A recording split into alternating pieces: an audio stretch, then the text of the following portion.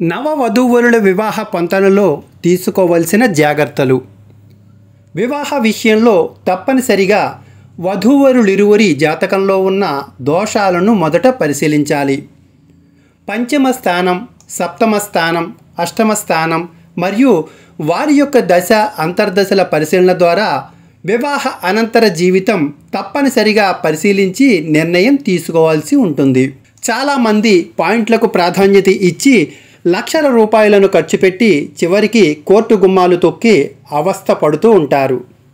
దంపతుల మధ్య అన్యోన్యత లేకపోవటానికి జాతకంలో అనేక కారణాలు, దృష్టికోణాలు ఉంటాయి. ఎవరికి తెలిసిన రీతిలో వారు సొంత వైద్యం చేసుకుంటే కలిగే దుష్ప్రభావం ఎలా ఉంటుందో అనుభవమునకు వస్తే గానీ తెలియదు.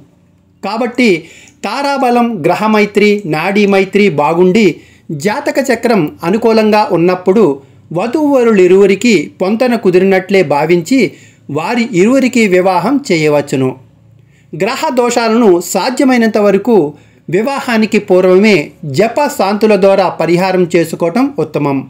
లేకుంటే వివాహ అనంతరం వారి వైవాహిక జీవితాన్ని అస్తవ్యస్తం చేసి వైవాహిక సమస్యలను, పుత్రహీనతను, వైధవ్య సమస్యలను, అనారోగ్య సమస్యలను, వ్యాపార నష్టాలను సృష్టిస్తాయి.